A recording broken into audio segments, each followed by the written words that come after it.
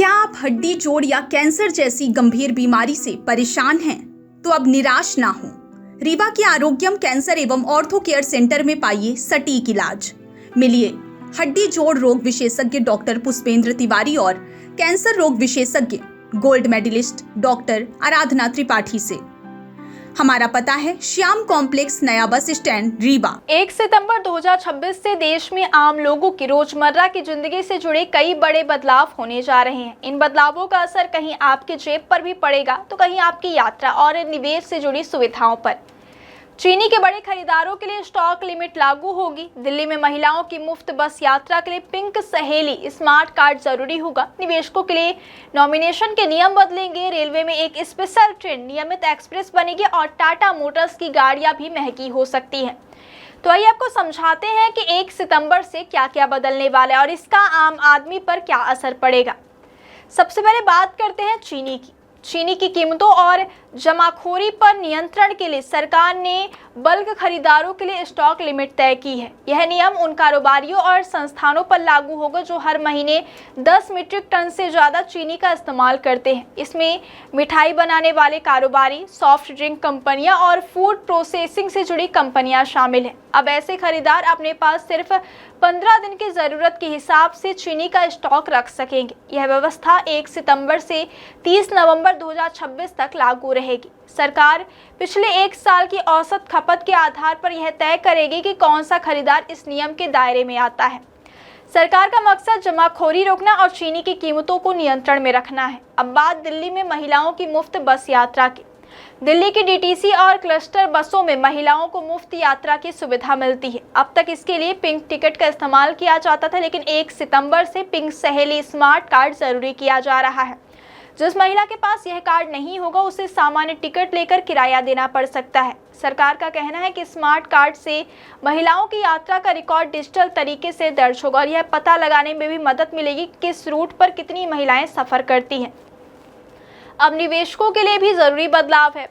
CEBI यानी भारतीय प्रतिभूति और विनिमय बोर्ड ने नॉमिनेशन के नियमों में बदलाव किया है। 1 सितंबर से नए सिंगल होल्डर डीमैट अकाउंट और म्यूचुअल फंड पोर्टफोलियो खोलने वालों के लिए नॉमिनी की जानकारी देना जरूरी होगा। अगर कोई व्यक्ति नॉमिनी नहीं बनाना चाहता तो उससे इसके लिए ऑप्ट आउट डिक्लेरेशन देना होगा। हालांकि ज्वाइंट अकाउंट में नॉमिनेशन अभी भी वैकल्पिक रहेगा। नॉमिनी की प्रक्रिया को भी आसान बनाया गया है। अब सामान्य तौर पर नॉमिनी का नाम और निवेशक से उसका रिश्ता बताना पर्याप्त होगा। नॉमिनी की पहचान से जुड़ी जानकारी जैसे पैन, आधार या फिर पासपोर्ट की जानकारी अनिवार्य नहीं होगी। अब बात पाइप वाली गैस यानी PNG की। सरकार ने घरेलू PNG कनेक्शन बढ़ाने के लिए प्रोत्साहन योजना को मंजूरी दी है। इसके तहत सिटी गैस कंपनियों को नए और मौजूदा कनेक्शन के आधार पर अतिरिक्त सस्ती APM गैस उपलब्ध कराई जाएगी। इसका मकसद ज़्यादा से ज़्यादा घरों तक पाइप से गैस पहुंचाना है। PNG कनेक्शन का फायदा यह है कि उपभोक्ता को बार बार सिलेंडर बुक कराने और उसकी डिलीवरी का इंतजार नहीं करना पड़ता।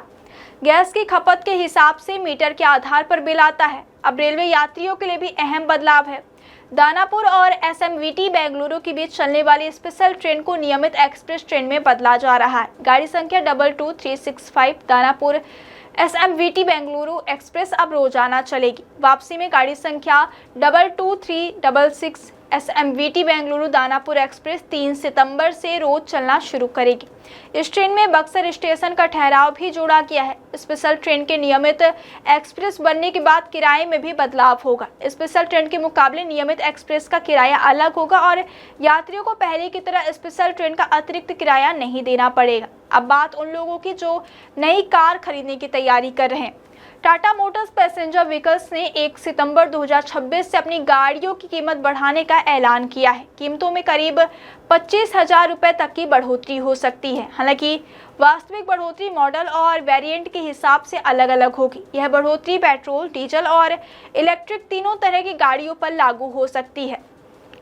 कंपनी के मुताबिक बढ़ती लागत, महंगाई, विदेशी मुद्रा और उतार चढ़ाव और इलेक्ट्रिक वाहनों की बैटरी से जुड़े खर्च इसकी प्रमुख वजह है। सबसे खास बात यह है कि यह बढ़ोतरी त्योहारी सीजन से ठीक पहले हो रही है। ऐसे में अगर आप टाटा की नई कार खरीदने की योजना बना रहे हैं तो बुकिंग और डिलीवरी की तारीख के साथ कीमत की पुष्टि अपनी डीलरशिप से जरूर कर लें। कुल मिलाकर 1 सितंबर से होने वाले ये बदलाव अलग अलग वर्ग के लोगों को प्रभावित करेंगे। चीनी कारोबारियों के लिए स्टॉक लिमिट, दिल्ली की महिलाओं के लिए स्मार्ट कार्ड, निवेशकों के लिए नॉमिनेशन का नया नियम, पीएनजी कनेक्शन को बढ़ावा, रेलवे में स्पेशल ट्रेन का नियमित एक्सप्रेस में बदलाव और टाटा की गाड़ियों की बढ़ती कीमत, इन सभी का सीधा या अप्रत्यक्ष असर आम लोगों पर पड़ सकता है। इसलिए सितंबर से शुरू होने से पहले जरूरी है कि आप अपने काम से जुड़े बदलावों की जानकारी ले लें ताकि बाद में किसी तरह की परेशानी या फिर अतिरिक्त खर्च का सामना ना करना पड़े।